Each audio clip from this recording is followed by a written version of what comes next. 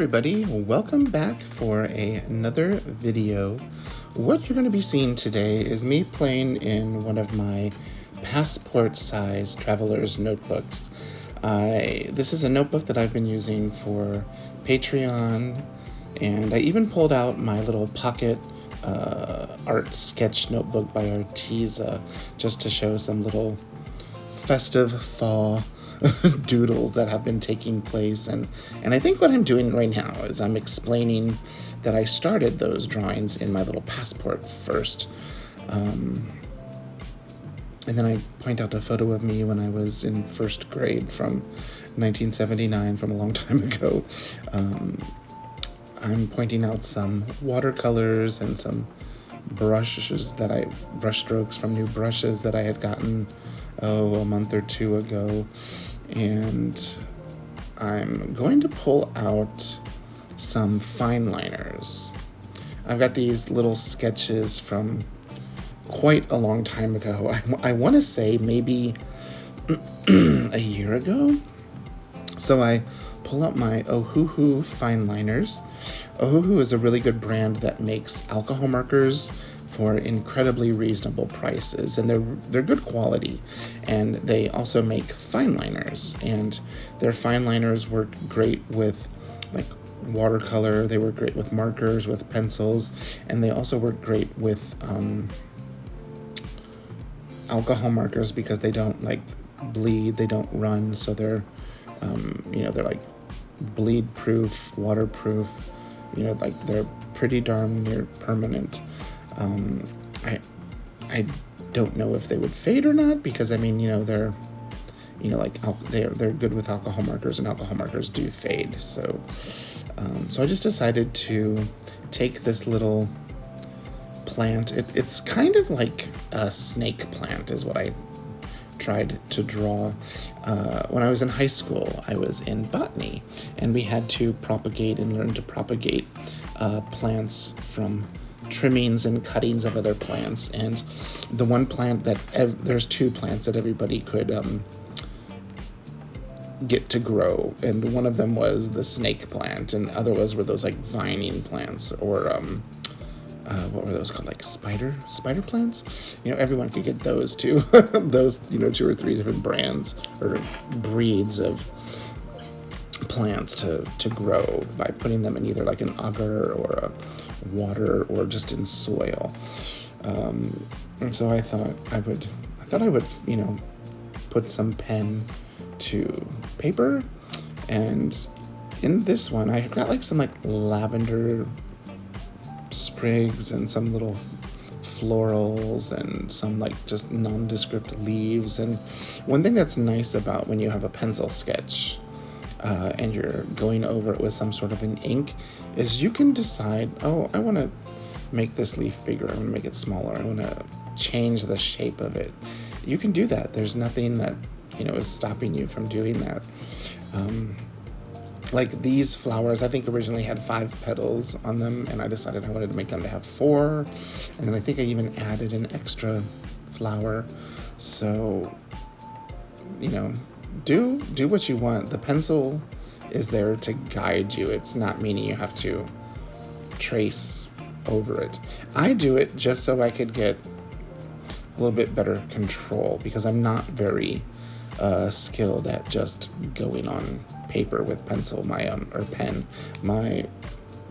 The view would be totally off. Proportions would be totally wrong. And I'm not saying proportions here are correct. They would just be quite a bit different, for sure.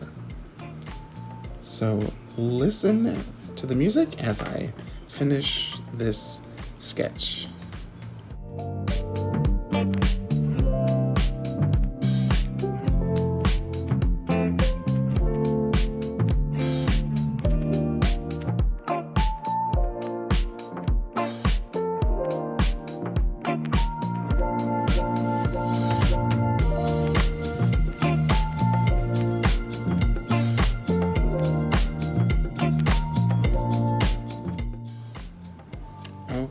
So I finished the inking, and I decided to pull out some of my colored pencils. That's that new sage, that light sage Prismacolor that I got from Jet Pens. It's a really pretty color. I'm just laying it down light at the moment on just some of those plants. And then I'm looking for some other colors. I'm looking for like my olive green. I'm looking for like a kind of like a grass green. That's a chartreuse color. There's like a, I think it's called pale green or light green. And so I'm going in with the olive. Wait, nope. I'm going in with the pale green first. I grabbed them both, but decided to go with the lighter one first. And now I'm going in with the olive, and I'm going in with the olive over that light green just to kind of give it a little bit more depth. And then I'm taking the chartreuse. It's kind of a yellowy green, and I'm just doing it in little sections up and down some of the, what do you call those? It's a snake plant, so there's like whatever those, I don't know if you call them a petal, because it's a different type of a plant. But because usually they're like variegated, and then in the other parts that were white that I haven't done yet, I'm putting in the darker olive green, and then some of them I'm just making them olive green. And then I realized, oh no, I had some watercolor on the next page, and so I better put a writing board down, otherwise they would transfer onto each other. So if you ever have a writing board, or even just, like an extra piece of paper to put in between there. And here you can see how I'm doing the variegated ones. Normally, if I was doing watercolor, I would start with the lightest and build up. Or if I was doing gouache, I would put down the dark color and then put the light on top, because they're more opaque. You can do that. And then I'm going in with that pale sage again. It's really a beautiful color. And I'm looking for a color, and I can't find it, so I decided to pull out my Arteza pencils that were in that pouch. And I found the olive green in the Arteza. And I compare it here. This is the Arteza. So you can see that olive green. And then this is the Prismacolor olive green. They're really drastically different colors. And I can't believe I'm saying this, but I think I like the quality of the Arteza pencil better than the Prismacolor. Now, it is the Prismacolor Scholar, so it is one of their student grade, and they say the Arteza are artist grade or expert grade, but we all know what that means. So I thought that was interesting to see the two colors, and it seemed creamier. The Arteza seemed creamier.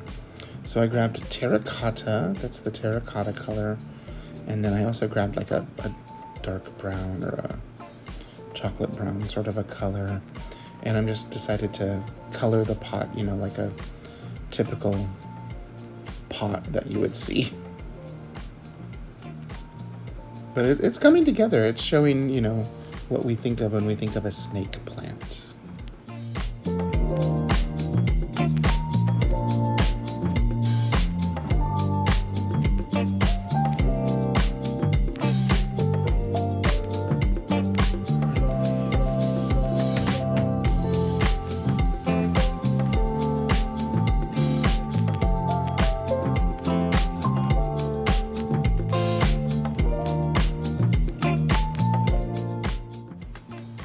So we finished the snake plant, and now I'm picking out colors for this watering can and plants. And so I pick a cool gray, I pick a darker warm gray, and then I even pick a silver. I thought of this because my mom has one of those old, it's kind of like a galvanized steel, some sort of a metal watering can for flowers. It's huge, it's big, it carries lots of water, and I just remember using it as a kid to help, help my mom water all of she loves geraniums. And so I remember having to help water all of the geraniums. We had pots on the deck. We had hanging pots all throughout, on the windows and outside, and just all over. There were hanging geraniums in the house, outside, just everywhere. So I remember having to get things down and, get this jug and fill it up with water. And so I chose those colors because the silver will give it a little bit of a kind of like a glow. And then the cool gray and the warm gray, they just give it a little bit of depth. And it kind of looks like what I remember. Of course, now it's starting to rust. I mean, I think they got it when we lived in Ohio, and that was in the 70s. So, and then I just decided to pick some of my colors. I've got a couple of my greens, and here I'm looking at, I've got like a lavender, a mauve, a violet. I can't remember what the other pinky purpley color was. I decided for the inside, the circle of the flowers to be like a bright lemon yellow. I have no idea why I thought that color, but I did. Here I am with the violet, and I decided to make each flower a different color. And you can see that tip broke, so we're not using that one. We're gonna go over with, I think this is a lavender color. And then the little plants that I drew were just kind of like nondescript flowers like this. You could paint those or color them blue, pink, purple, red. I got some little lavender sprigs here, and so I'm using the lavender and the violet. I'm kind of using a mix of the two. And then I'm just going to be using some of the olive green and maybe a little bit of the sage green for the flowers. So let's watch that.